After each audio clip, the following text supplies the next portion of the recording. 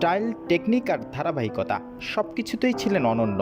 Test ক্রিকেটে 12,400 run আর ওয়ানডেতে 14,234। 1977 সালে জন্ম নেয়া এই লঙ্কানের পুরো হৃদয় জুড়ে ছিল ক্রিকেট।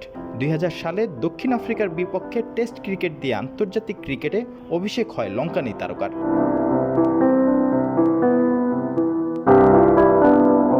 মুম্বাইয়ের মাটিতে 2011 সালের বিশ্বকাপ ফাইনাল খেলে শ্রীলঙ্কা, যেখানে দলকে নেতৃত্ব দেন কুমার সাঙ্গাকারা।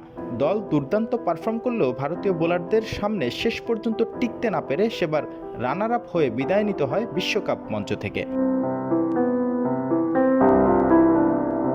তবে 2011 সালের বিশ্বকাপের দুঃখকে শক্তিতে রূপান্তরিত করে 2014 টি-20 বিশ্বকাপ ফাইনালে অপরাজিত 52 রানের ইনিংস খেলে শ্রীলঙ্কাকে প্রথমবারের মতো বিশ্ব চ্যাম্পিয়ন করেছিলেন লঙ্কানি কিপার। তাই তো বড় ম্যাচের বড় পারফর্মার বলতে যা বোঝায়, সাঙ্গাকারা তার আদর্শ উদাহরণ।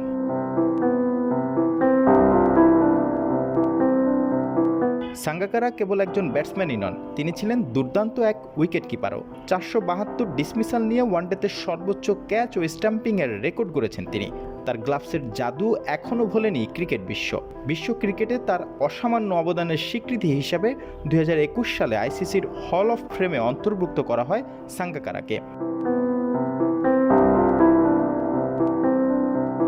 শ্রীলঙ্কান ক্রিকেটের এক মহা গৌরবময় অধ্যায়ের শেষ পাতা লেখা হয়েছিল যেদিন 22 গজে শেষ ম্যাচ খেলেছিলেন কুমার, যিনি বিশ্ব ক্রিকেটের অন্যতম সেরা একজন ব্যাটসম্যান। তার রেকর্ডের তালিকা ছিল বিশাল, তার অর্জন ক্রিকেট ইতিহাসের পাতায় চিরস্থায়ী।